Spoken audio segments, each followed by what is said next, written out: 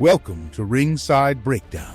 When a task is once begun, never leave it until it's done. If the labor is great or small, do it well or not at all. In the 1940s, the fight game was wholly controlled by the Mafia.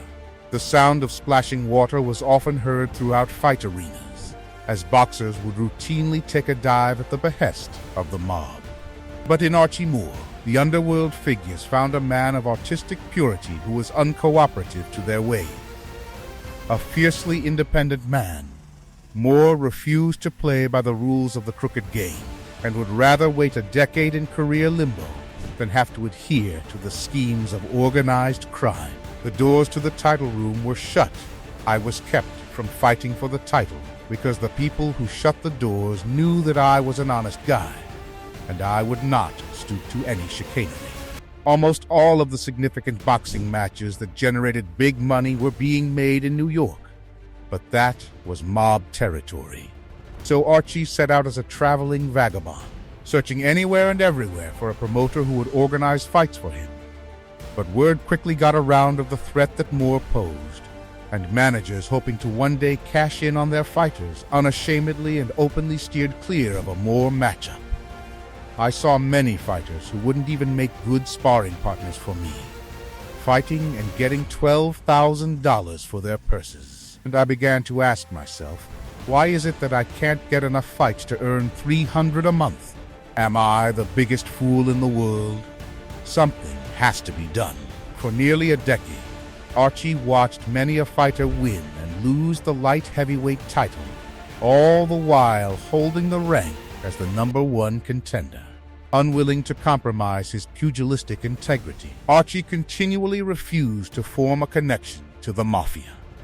If this gross injustice of being sidelined were to end, Moore would have to take matters into his own hands.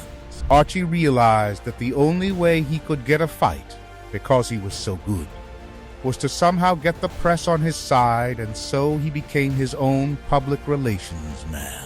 When I was a sports writer in Philadelphia, they used to write 8 10-page letters to me. You would write full-length letters to every writer in your own hand? Right. I would write in longhand. I'd write 35 letters each night. Each night? You were a one-man PR firm. Well, I tried to be, and I knew that that was what it would take to get me the ink that I needed. Joey Maxim was the light heavyweight champion in 1952. And he stated that he'd take $100,000 for him to agree to fight Moore.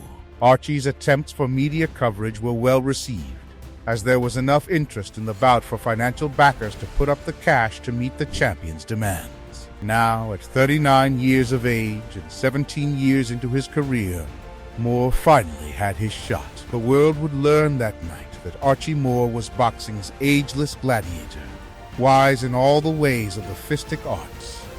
I won the title, and I received $800 for my end of the purse. Maxim had his $100,000, but I had a title. For over a decade, he waited while the so-called powers that be pretended not to see his brilliance.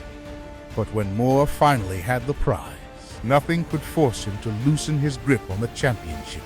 40 years old, be damned, we used to run about 14 to 15 miles a day, and man, I got in such great shape, because I was real conscious of the fact that everybody was calling it, "Old man, well, he's washed up." Well, they've been saying that for the last 10 years.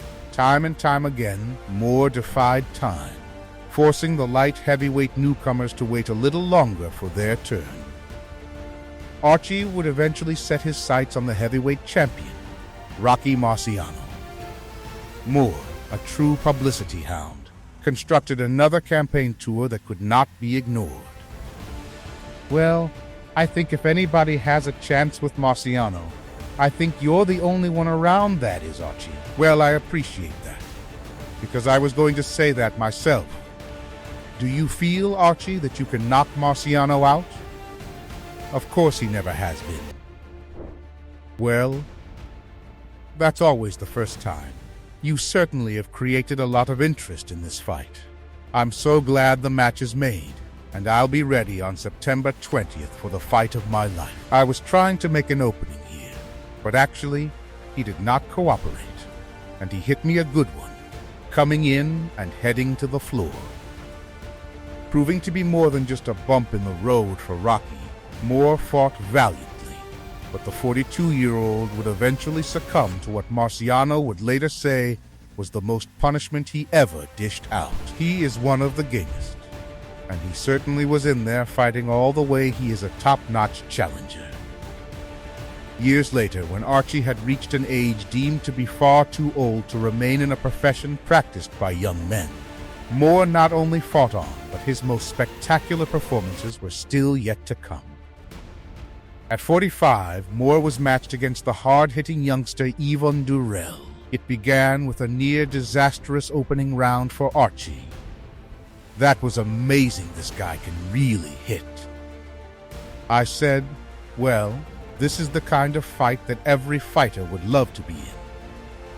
With a beautiful right, Moore is down again, and the crowd thought this surely was the end of a great career. Somehow, however, the old champ kept on keeping on. By round 11, the spectators began to realize that Archie must be invincible. The bout was a sensational display of his recuperative abilities, but also a perfect representation of Moore's career. No matter how many times he was knocked down, no matter how many setbacks he faced, Archie never surrendered. He is out. Man, oh man, what a dramatic turn in that fight. He was Miles Davis in boxing gloves masterfully. He played his opponents, laying traps, creating techniques that modern boxers use to this day. Moore was an underpaid, underappreciated overachiever who showed resilience both in and out of the ring, retiring with more knockout victories than any other fighter in history. Archie Moore reigned as light heavyweight champion longer than any other man who held the title, and it is very possible that these records will forever be unbroken. I'm Archie Moore. I am a fighter. Archie was so good that in the final boxing days of Joe Louis, he integrated Archie Moore's style into his own repertoire.